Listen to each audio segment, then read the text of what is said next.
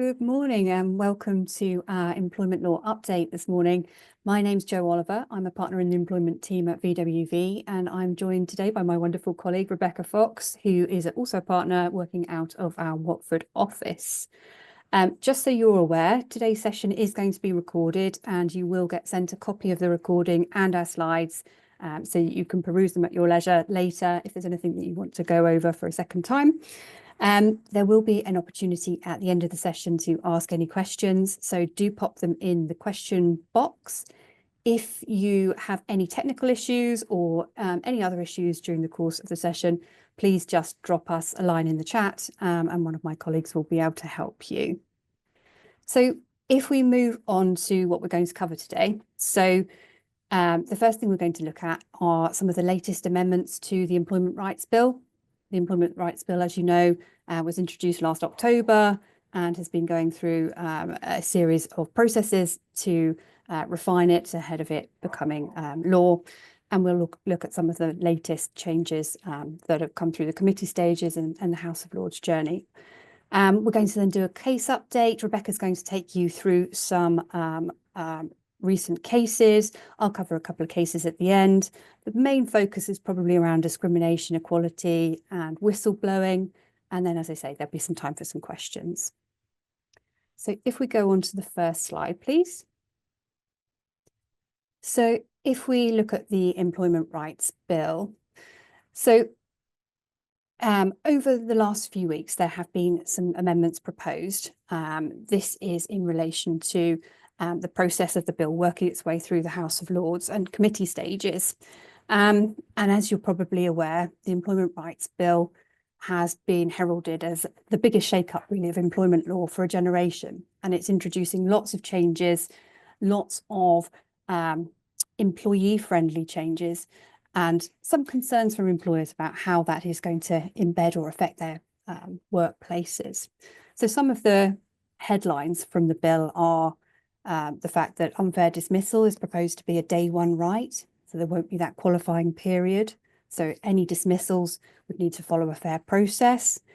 There is increased focus on union and collective resolution to disputes and union access to workplaces.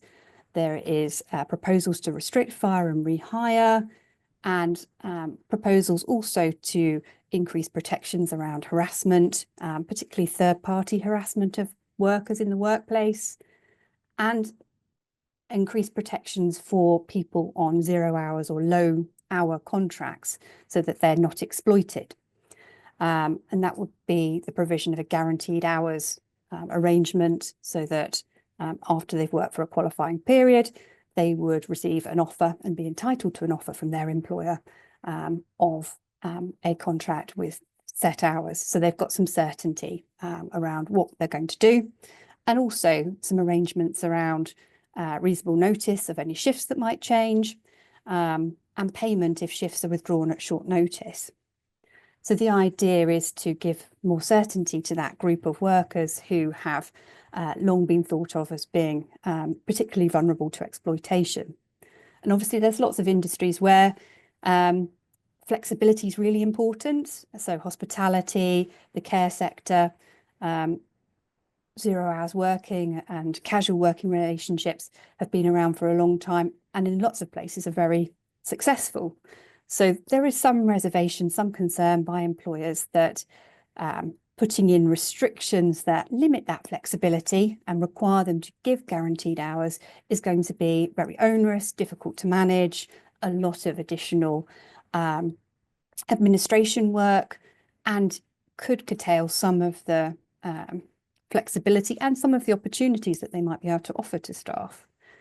There are some provisions to opt out of this new requirement around guaranteed hours, and that would be by coming to a collective agreement with trade unions so that you wouldn't have to follow those provisions, but that would need to be a properly documented agreement. So if we look at some of the latest amendments, so these really did focus on the guaranteed hours provisions, and the House of Lords amendments look at extending protection for those who could be dismissed or subject to detriment for asserting their rights around being offered or rejecting a guaranteed hours contract. And it would be automatically unfair to dismiss someone if the reason you're dismissing them is because they have rejected or challenged or suggested that there's a breach of an offer to give them guaranteed hours. And the latest amendment made it clear that this would be also extended so that if there was an incorrect process about withdrawing an offer of hours, that would also be something that could amount to an automatic unfair dismissal. So lots of protection there for individuals who are entitled to be offered guaranteed hours, and detriment claims as well, that if they were subjected to a detriment because they had suggested that the employer had breached the obligation to offer them a guaranteed hours contract or hadn't given them reasonable notice of a shift change, they would be protected from any detriment, so any action short of dismissal where they're treated unfairly. And the latest amendments made it clear that this would extend to situations where they wouldn't have to explicitly say they're going to start proceedings against their employer for breaching those requirements for that detriment protection to kick in. The latest amendments also cover a little bit more clarity for employers about how guaranteed hours are going to be calculated, and that's going to come further in additional regulations that's going to come in. There's also some information about shift changes, so that this extends the definition of what a shift change might be. So it covers things like split shifts that are quite frequently used in hospitality, and gives a little bit more clarity there. And also it talks a bit more about the financial penalties. So if there was a situation where a shift was cancelled at short notice, that penalty previously was, if it was in relation to an agency worker, was going to be something that was attached to the hirer, so the end user. But now there's some provisions for that to be also a liability for the agency that's supplying them to.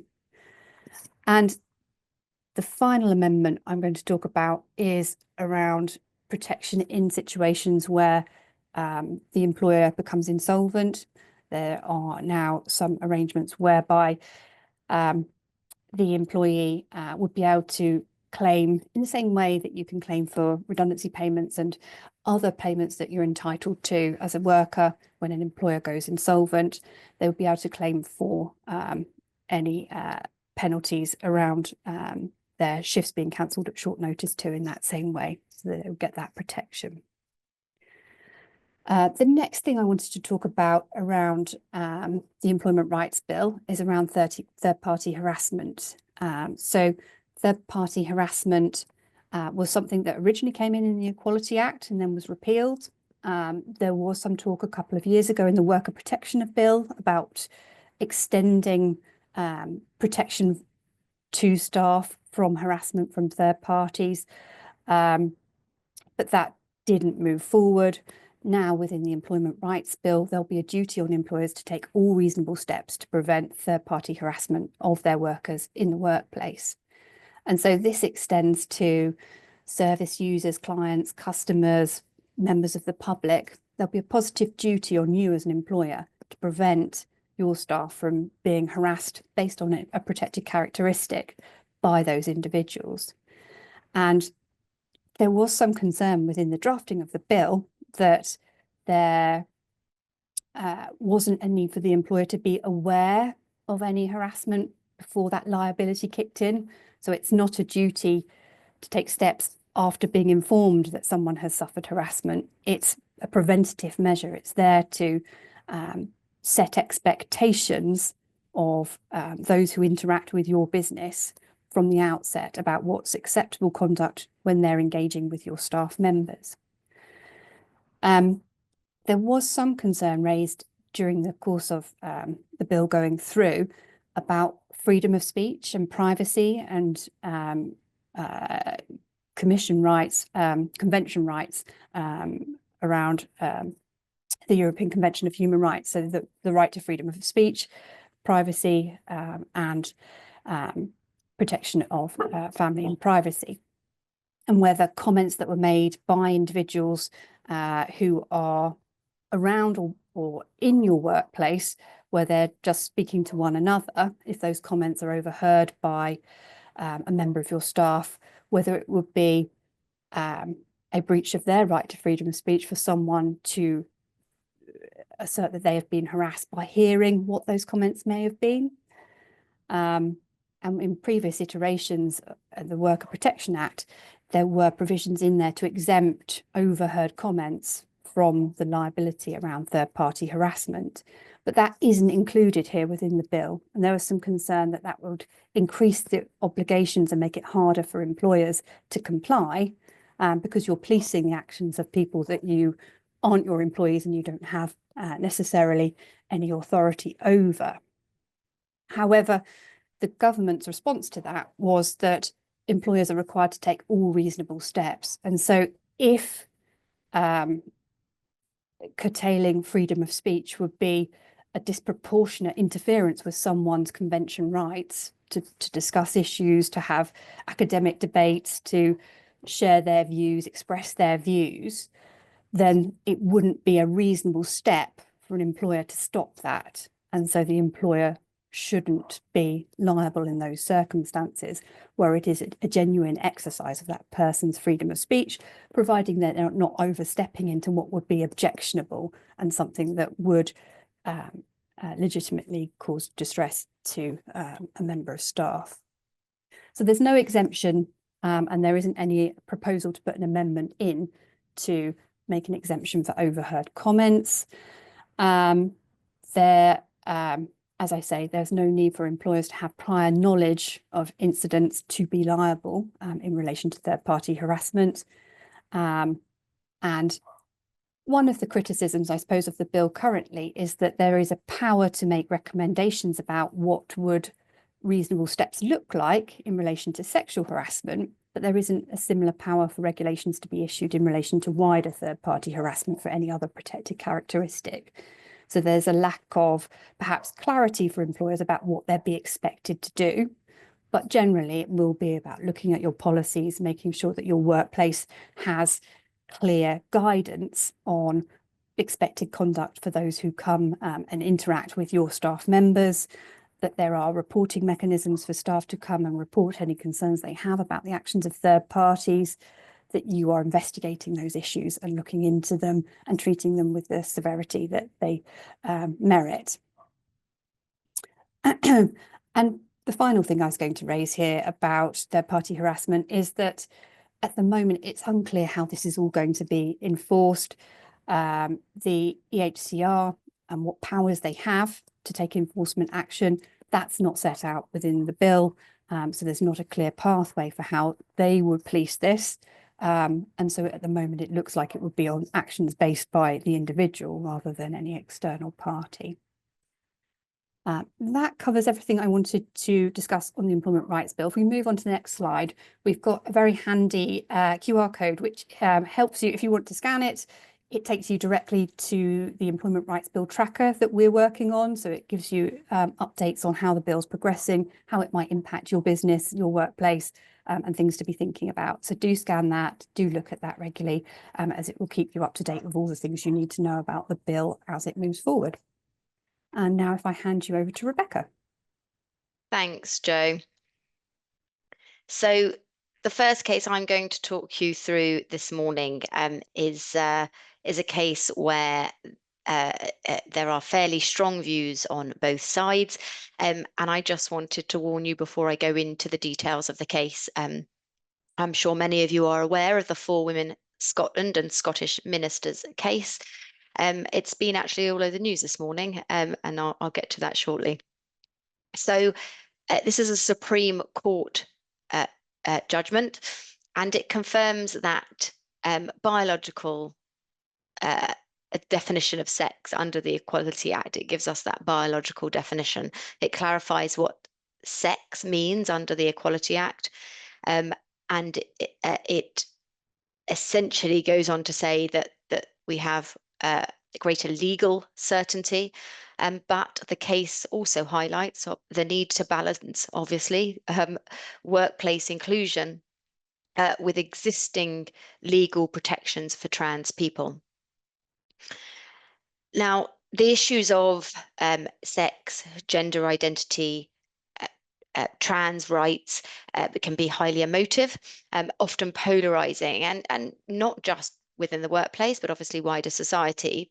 In the workplace, we are increasingly being asked to manage situations that become complex, where legally protected characteristics such as sex, gender reassignment, and philosophical belief may interact or come into conflict with each other.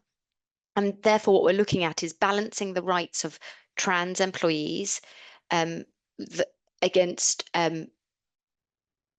those who hold gender critical views and the wider workforce. And what we're really finding is it is absolutely no easy task.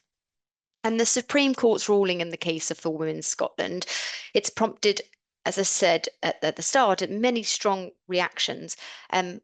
But what it has done is given us this legal clarity over this definition. While the court rules that sex means biological sex, obviously, as I've said, we have to be very clear that trans people remain protected under existing legal framework, and they are to be safeguarded from discrimination, harassment, victimization. That's unaffected entirely by this judgment. What the judgment does is it clarifies how the law distinguishes between sex and gender reassignment, and I'm going to explain the process by which we've got there. Obviously not diminishing employers' responsibilities to ensure that practices, policies, cultures are inclusive of trans people in line with the obligations that we've had since the Equality Act came into force.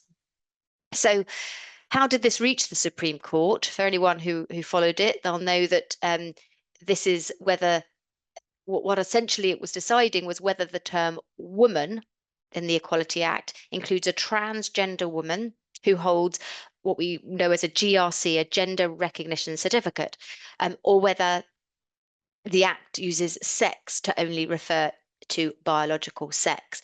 And the case originally arose from a challenge to a 2018 Act. And that 2018 Act set out measures to improve representation of women on public sector boards, and it defined women as what to include transgender women. Then For Women Scotland, they're a campaign group, I'm sure everybody has heard of them now, argued that this definition went beyond the legislative powers of the Scottish Parliament, as it touched on the meaning of sex under the Equality Act, and that's a matter that's only reserved for UK Parliament. So For Women Scotland initially lost its case in what is the outer house of the Court of Session, but the inner house upheld that challenge.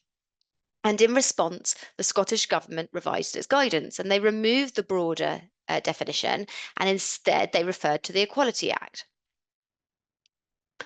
But the updated guidance also stated that somebody with a gender recognition certificate should be treated as having changed their sex based on the provision of what is known under the Gender Recognition Act, saying that a person with that certificate is to be treated as the acquired gender for all purposes. And For Women Scotland didn't like this, and they brought a further judicial review, arguing that transgender women with a certificate should not be included in the definition of woman, because they say that the Equality Act should be interpreted as referring only to biological women. And this time the outer house rejected that claim, and the outer house accepted that the Act provided a mechanism for changing a person's legal sex, and this should carry through to how sex is understood under the Equality Act. And they found that those two acts could work together without conflict. However, the Supreme Court disagreed with that, and they have now held that the provision of the earlier act, which allows someone with a gender recognition certificate to be treated as their acquired gender, does not apply where this would make another piece of legislation unworkable or inconsistent with what we know already under the Equality Act. And they did find that this was the case for the Equality Act. And in particular, they refer to sections on, I mean, they're fairly obvious sections, but pregnancy and maternity, sexual orientation, single-sex services, and other provisions that rely on a clear and consistent understanding of biological sex. So the conclusions that they reached at the Supreme Court are that the terms woman, man, and sex in the Equality Act refer to biological sex, not to an acquired gender, and including where somebody has a GRC, a gender recognition certificate, or in the process of obtaining that certificate. Really crucially here, the court emphasised that interpretation has to be really finely balanced with the existing rights of transgender people under the Equality Act. And as I mentioned earlier, the protections there are from discrimination, and that discrimination is under the characteristic of gender reassignment, and then also may be protected through other claims. So that could be based on perception or association with their acquired gender. So what does that mean for employers? What next steps can we take? The judgment essentially make us look at different areas and require careful consideration, but also coupled with real sensitivity in the implementation of those areas. And what I mean there is that many employees in our workplaces who might be affected by this, and even those who aren't directly affected, might be wondering how theirs or others' rights are affected in the workplace. We need to be cognizant of polarized views and really strong views on this judgment, and therefore it requires really careful thought as to how your particular staff are supported, what communications are made, so that everyone's rights are understood and protected.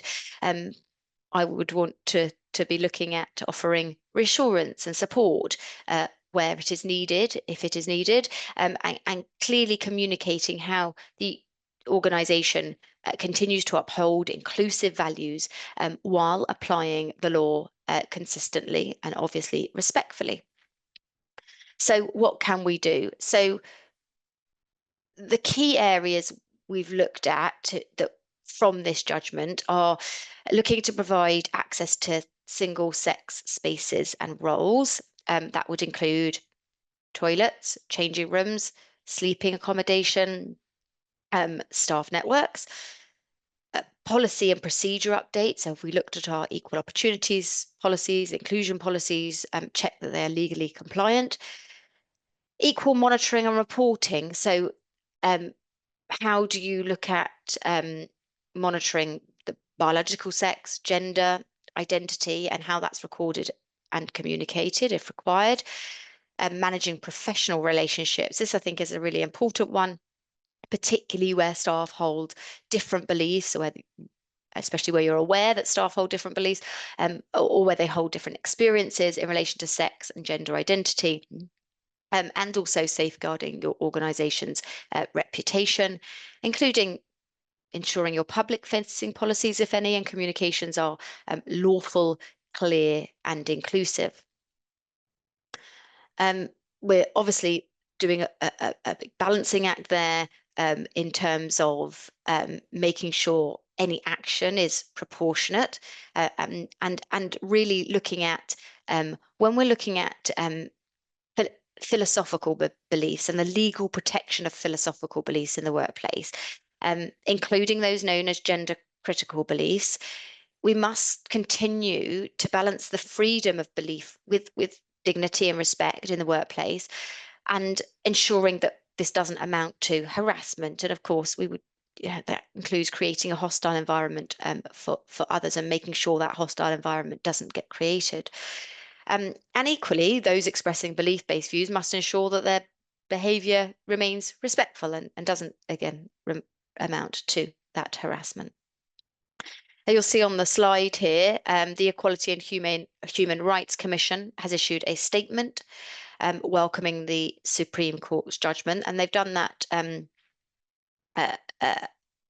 because they've welcomed the definition of sex in terms of saying that there have been inconsistencies in the past, particularly in relation to single-sex spaces.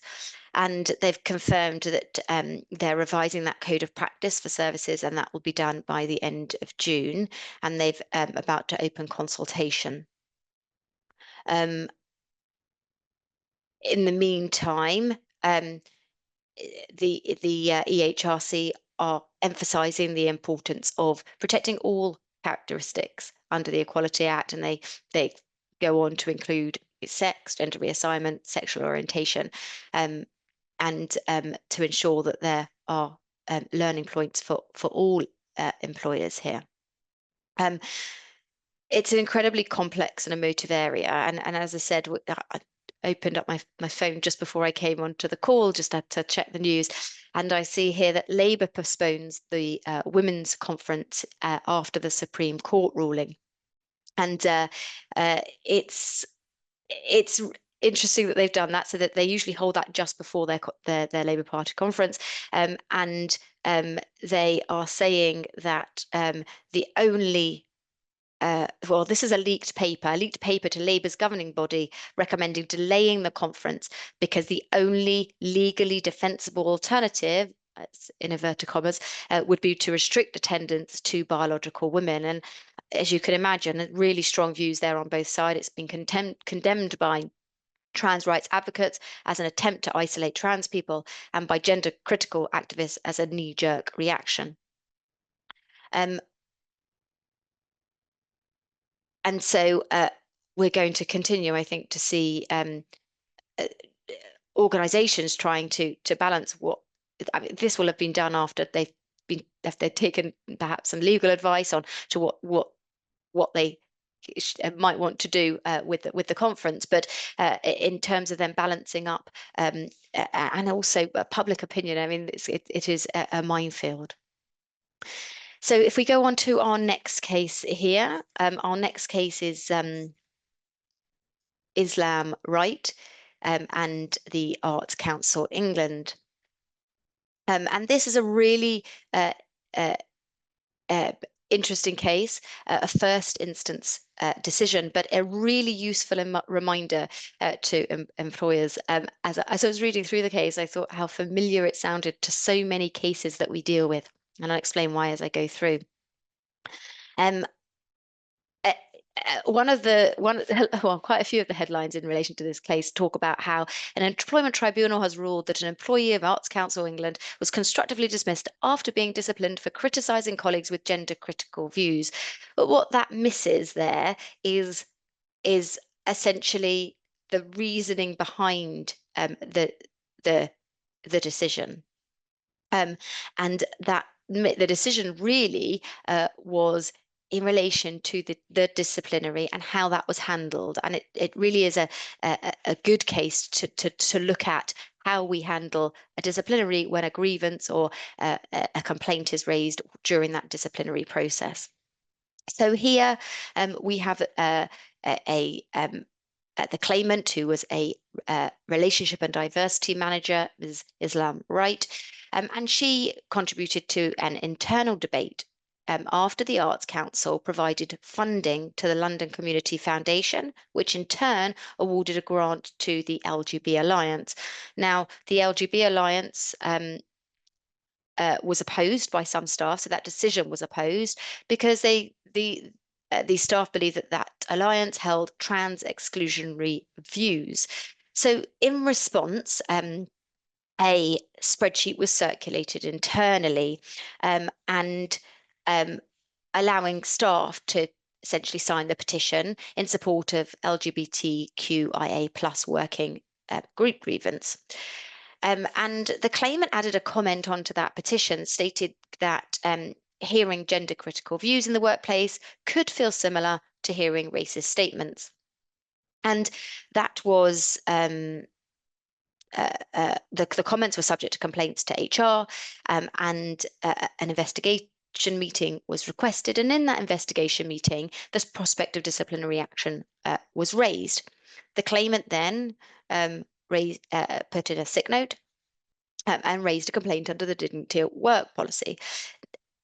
Fairly often this will happen when disciplinary action or talk of it, talk of disciplinary action, a grievance can be raised. And what happens here is that before we get to the disciplinary process, the claimant resigns and claims constructive dismissal. And the tribunal upheld the claimant's constructive dismissal claim. But fundamentally here, it's because they found the disciplinary process itself was mishandled, and it led to a breakdown in trust and confidence. They found that whilst there were legitimate concerns about workplace culture, and that these were valid, the disciplinary process was flawed from the outset. And the criticisms in relation to that process come around the issuing, not dealing with it informally with the line manager. It was escalated to disciplinary process fairly swiftly, and the tribunal concluded that the claimant's dignity at work complaint was dismissed without proper consideration. And what's really important there is that that complaint challenge the fairness of the disciplinary process. And how often do we see that grievance happens where the disciplinary process is invoked? And so that led to that breach of the implied term of trust and confidence, leading to a successful constructive unfair dismissal claim. There was also, as you can see on the bottom of the Islam Right slide, that there was a victimization claim, and that failed. The claimant tried to say that she was disciplined because of her support for trans colleagues. However, the tribunal ruled that her comment was not a protected act. And so therefore, while she expressed support for trans rights, her comment was not connected to a formal grievance or discrimination complaint at all. And they noted that although there were suggestions that a grievance had been submitted, there wasn't. So it really was a question of fact in this case. And without that protected act, the victimization claim could not succeed. So what here are our key takeaways? It really is looking at handling of workplace disputes and dealing with matters proportionately. Where can we look at dealing with issues informally? Where can we first attempt to deal with it by talking to all parties concerned? And while it matters in the workplace where there are comments and concerns about, particularly on sensitive issues, should be taken seriously, really what this case is saying is that we should be considering whether a disciplinary process first without any informal discussion or management intervention might not be the best way to go always. Sometimes it is, and it might be more appropriate starting point to have that informal discussion. It also really underscores the importance of ensuring that grievances are fairly considered when raised alongside disciplinary proceedings. And you will often get, as I've said, that you will often get a disciplinary process, and you'll then get a grievance or a complaint. And we have to make that decision as to, do we stop the process altogether in relation to the disciplinary? We hear that grievance. Do we decide that we are going to hear them alongside each other, or are they inextricably linked that we can then deal with them together? Essentially, what we must not do is not consider the grievance at all, because then there there is likely to be a finding that there'll be a breakdown of trust and confidence, and to look at whether we should be looking at investigating that grievance in full before the disciplinary process, especially if it challenges the fairness of the disciplinary action itself. And I'm not saying that happens in every case, and actually should not happen in every case, but we really should stop to make sure that we are considering whether the disciplinary should be halted for a period of time to consider the complaints, and really validly consider those complaints that are made perhaps independently. And if we go on to the next slide, the next case here is the Sullivan and the Isle of Wight Council case. Really, this case here is a Court of Appeal case, really important because it is a Court of Appeal case, and it generated a lot of discussion. And essentially, this case confirms what the Employment Rights Act, that it doesn't breach human rights by excluding job applicants from whistleblowing detriment protection. Currently, all workers and NHS job applicants are protected under the Employment Rights Act, and they have the right not to suffer a detriment as a result of making a protected disclosure, so as what we know as blowing the whistle. This case, in this case, the Court of Appeal considered whether the exclusion of that external job applicant from whistleblowing detriment protection under that Employment Rights Act was compatible with the ECHR, the European Convention on Human Rights. So the claimant here, Sullivan, she unsuccessfully applied for 2 roles at the council, and she made a complaint about the interview process, and the council found her complaint was unsubstantiated, and they did not offer her a further review, actually in breach of their own policy, but they didn't offer a further review. And she brought a tribunal claim, arguing she'd suffered a detriment for having made a protected disclosure as part of the interview process, and the applicants should be covered by the Employment Rights Act whistleblowing protections. And where she went with this is that Article 14 of the ECHR prohibits discrimination in the enjoyment of convention rights, and set out on the slide there, Article 10 is the right to freedom of expression.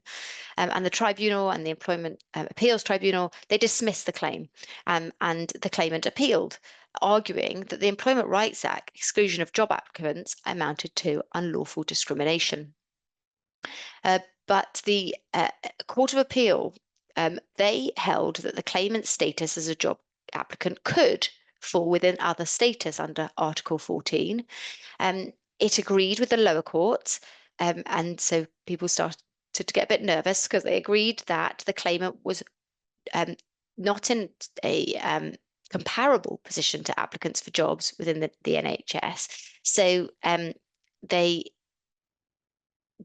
found that the exclusion of external applicants pursued a legitimate aim, that limiting whistleblowing protection to those with an existing or prospective employment relationship what was a legitimate aim for an employer. It held that it was proportionate and therefore it was justified, and that the claimant's alleged detriment wasn't linked to her job applications and therefore couldn't form a basis of a whistleblowing claim under the Employment Rights Act. A really important case, not really much more to say about it. Welcomed decision. Obviously provides clarity on who does benefit from those whistleblowing rights, and that external candidates cannot pursue those claims. It still means that recruitment policies and practices should still be fair and robust, but that essentially no, and it does seem the right outcome here, that no additional claims can be made. If I pass over to Jo for a couple more cases. Thanks, Rebecca. So the next case that we're going to go through is an EAT case of Corrosian University of Hertfordshire.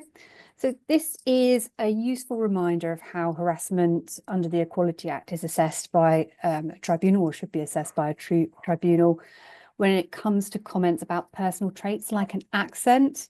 So the facts behind this case, the claimant had been an employee and resigned during their probationary period, and they brought several complaints to the Employment Tribunal, one of constructive dismissal, another of race and religious discrimination, also harassment and victimisation claims.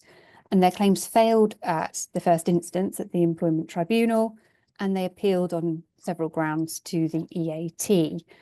The focus of that appeal was around the remarks about the accent of the employee, and that the claim that those remarks were race-related harassment.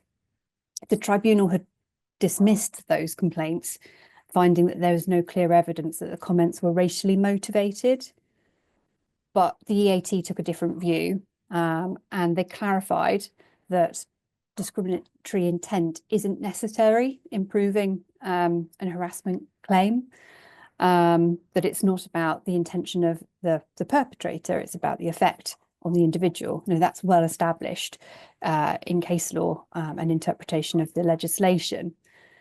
But here they were looking at whether the conduct was related to the protected characteristic. And the EAT's view was that an accent was found to be capable of amounting to a proxy for ethnicity. And on that basis, it could be a proxy for ethnicity or national origin. So comments, even if they're not intended to offend, if linked to an accent, could amount to harassment on the grounds of race. So the legal test being whether the conduct violated the individual's dignity or created an offensive or hostile environment. And if the conduct had that effect, then a claim for harassment would be made out if it was reasonable for the individual to experience that effect. And so the EAT found that the comments could amount to harassment, and they remitted the case back to the Employment Tribunal for reconsideration on that point, to look at the effect of the comments. But it's that link between accent and it being a proxy for race or ethnicity, which is the important takeaway here. And it's that point again about banter in a workplace and workplace culture, that something that might at first instance not look like it's related to a protected characteristic can quite easily be linked. Here, it's a bit of a surprise that accent wasn't automatically thought to be something that would be connected to ethnicity or nationality. But it's clear that that could be other aspects that someone might, or colleagues in a workplace might pick up as banter, could link to protected characteristics and could expose for liability. So there's importance here around training on harassment and making staff aware that comments don't necessarily have to be intended to cause the effects of harassment, but it's essential that they're aware of expectations, that they're mindful of what they say, how they act in the workplace, to limit the risks around others feeling intimidated or feeling that there is a hostile environment for them, and setting that in policies and in staff training. Another aspect from the case here is on the victimisation claim that the claimant brought. And here the employee had suggested that the employer had failed to provide notes of a grievance meeting, and that they'd done so because the employee had threatened to bring an employment tribunal claim, and they asserted that that was a protected act, and as a consequence of that protected act, the employer had withheld those notes, presumably because there was something in there that the employer felt might assist the employee in that claim. The tribunal at first instance dismissed the claim on the basis that they felt that even if the employee had not brought a claim, the position would have been the same, that the notes wouldn't have been provided by the employer. And so it wasn't because of the claim that they weren't provided, it was the employer's policy process that they wouldn't have given it to them. The EAT disagreed with that and felt that the action was influenced by the fact that the employee intended to bring a claim, and it was influenced by that protected act. And as a consequence, the employee was entitled to bring that victimisation claim. So again, a learning point from there is in connection to ensuring that a fair process is followed, that if you have a policy that an individual will be provided with notes of a meeting, that you give those notes, that there aren't seen to be any retaliatory actions in circumstances that become difficult and challenging because an employee is asserting their rights, whether that's under the Equality Act or any other legislation. If we move on to the next case, please. So this is the case of Campbell and Sheffield Teaching North Hospitals NHS Trust. This is quite an interesting case and one that comes with a bit of a word of caution. It looks at what happens in the course of employment. So it's a racial harassment claim that an employee brought based on a comment that a colleague made that was a racial slur. But the context in which the comment was made was in relation to a union dispute and in relation to their activities as union members, rather than the activities of their day-to-day employment work for their employer. And so the question arose for the tribunal to determine was if that comment was made in the course of employment. And because there's a link between union membership and work, the assumption might be that that conversation, because it happened in the workplace, it happened in a break, but it was still in the workplace, would happen within the course of employment. If you think about case law around harassment that happens at work events or after work socials, what is in the course of employment extends over quite a wide set of circumstances, and things that you might not think at first instance have been found to be held to be in the course of employment. So here, the tribunal found that actually it didn't happen in the course of employment, and because it was about union work, union activity, and that was the context in which the harassment happened, the employer wasn't liable for it. Now, the tribunal were at pains to actually say that another or differently constituted tribunal could have reached a different decision here. So I think it does have to be approached with a little bit of caution to say that it didn't happen in the workplace. But it's quite an interesting change in approach by the tribunal, and one that is worth reporting and bringing to your attention. The tribunal did also comment that the employer in this case had taken all reasonable steps to prevent harassment in the workplace. And so it would have had a defence had it been found that it did happen in the course of employment. And it commented on the training and other provision that the employer put in place to prevent harassment based on any protected characteristic. And so here there had been induction training for staff around EDI issues. Equality and diversity have been built into staff appraisals. There had been a recent training course and update for staff. Policies were up to date. There was a clear understanding within the workforce of what the culture was and what was not acceptable in the workplace. And so it was clear, and the employer was able to give really good evidence that they had taken all reasonable steps. So that is also a helpful takeaway, that if you as an employer do all of the right things to prevent harassment, you do have that defence available to you. And with the changes that we talked about at the outset coming in from the Employment Rights Bill around third-party harassment and the preventative duty that came in last year around sexual harassment, it's quite helpful to see in practice what a tribunal found to be all reasonable steps. So If we move on to the final slides, please, I'll hand you back over to Rebecca, and she's actually going to talk you through some of the ways we can support you in making sure that you have the reasonable steps in place in your workplace.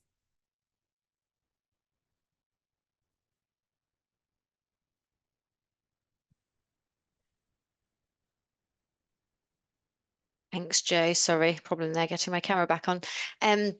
So if we go on to first of all, talking about the sexual harassment changes, obviously there is a lot of training that VWV can provide in relation to that and the duty to prevent sexual harassment. And going on to the next slide, we also offer, as well as separate training for individual topics, we offer bite-sized online training courses on various different areas outlined on the slide.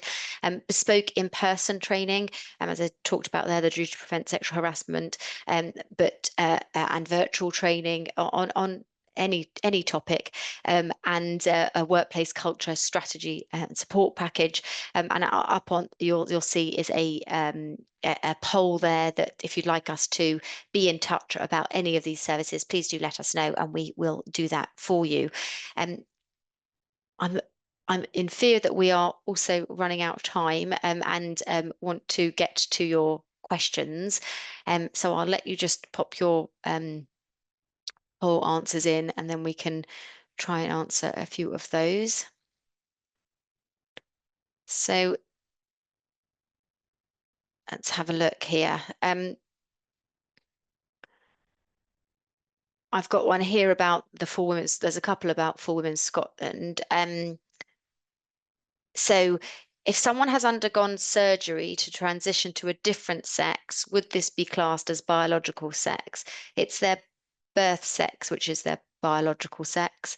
And so therefore, even if they have had surgery and got a gender recognition certificate, it would be the sex that they were born with, which would be their biological sex. And there's another one about Jo and I, very interesting conversations that we have before we get onto a call, talking about the toilets. According to, must an employer enforce the use of toilets according to biological sex, even if, say, there are no issues raised from employees with a trans woman using a women's toilet? And this is the most common question we have received in the last few weeks about this. The legal position is that single sex toilets, changing, washing facilities must be provided where needed. The legal position is that trans women should not use women's facilities and trans men should not use men's facilities. That is not to say that you can't have single room facilities for both, whereby a man or woman or trans man, trans woman can go into those facilities because they can go in at separate times. What we sort of call gender neutral toilet facilities. But we have to weigh that up at the moment with, if there are no issues and nothing has been raised, whether or not, and there's not a straightforward answer that we can provide on this call for you, unfortunately. I don't know if there's anything you want to add there, Jo, but it's not something that, if you're saying to me that, because we get calls from clients where, and rightly in an organization, there will be somebody perhaps that is trans and nobody knows. And so what happens in that situation where no one is aware, perhaps one person might be aware, and then this has now been raised as an issue, and my view is it would potentially be it would be harassment if we started calling out that individual. So we really do have to weigh up our options, and my view is it's that in each case that we take proper advice in relation to that. Jo, I don't know if you want to add anything there. I absolutely agree. I think it's all about sensitivity, practicality. It's about thinking these things through with compassion, trying to find workable solutions. the law is there, but in the workplace that might not be possible always to have a gender neutral toilet. It might not be possible because of the limitations of your buildings to provide a whole array of facilities. So it's thinking about those competing rights and making sure that you do not inadvertently out someone, that you are thinking through the impact on other protected characteristics. So those with religious beliefs that mean that they do need to have access to a toilet that is single sex, and how you can provide that, and being proportionate in what you do, and keeping a rationale and a record of the decision-making process that you went through at that time. So if it's ever challenged, you've got a record to show this is how we thought about it, this is what we could do, this is what was practical, and these are the thought processes that we applied to it, and we tried to limit the impact on various characteristics as far as we could. And I think that that's the reasonable approach for an employer to take. Absolutely. We've got a question here about, I think it's about third-party harassment. So we don't want to appear unwelcoming to potential customers by putting up huge signs of zero tolerance. So how can we convey to them our expectations around their conduct? And this is a really good question. I suppose there are things that you can do in terms of your website, putting up information about expectations there. So it's perhaps not as apparent as a big sign. But having some signage in your workplace, I don't know what particular sector you're in, but if you were in a kind of high risk area, so hospitality, for example, where people might be drinking, it might be more appropriate to have a more visible sign than it is in something where the risks are less. And I think here it's all about your risk assessment. Do you have known issues about lone working? Do you have known issues about particularly vulnerable staff members where you need to be thinking about being quite prescriptive of what happens when third parties come into your workplace? Or are the risks less and you can justify a more pared back approach? Absolutely. The EHRC actually has issued technical guidance. If you give that a Google and it will pull up and have a read of that, it's quite helpful. But the risk assessment, as Joe said, is key to look at what you as your organization can do and what may be seen as too much, and what you can carry out. In terms of not wanting to have a sign, is it that you deal with third parties whereby your policies can be emailed to them when you do an update letter, or where you send something out to them, and it doesn't have to be a sign as somebody walks into your premises, but can be done electronically, for example. So it's just looking about what your organization can do. We're running quite short on time. We've probably got time for one more question. Is there a particular question there, Rebecca, that you want to pull out, or shall I just pick one? What advice would you give about communicating to staff, managers and employees about the next steps relating to For Women's Scotland ruling? The consultation is due to end on the 30th of June. I think actually I might have just answered another question there. The consultation ending on the what date it's going to end on the 30th of June. And I think I'd want to really, the immediate step is only to provide reassurance to staff that you are still an inclusive employer. If you're going to be doing anything, that is what I would be doing. I'm not saying that isn't necessary, but if that's something that if you're wanting to put out any communication, it is that your policies still stand, you're an inclusive employer, you will listen and include everybody's beliefs within the workplace. I then would probably want to wait until the end of June to understand exactly what this guidance is saying before I do anything else, and then to wait and see how your workforce is reacting to that. Joe, anything to add there? No, absolutely agree. I think it's a reassurance piece currently, and then it's looking at how guidance, once it's in, is going to be interpreted into your policies, and ensuring that that's well communicated to staff, and that staff have a voice in those policies, so that they're not just prescriptive to staff, but include their views too. Absolutely. Thank you everybody for joining us today. Our details are up on the screen. So if you have any further questions or anything that wasn't answered, then please do be in touch.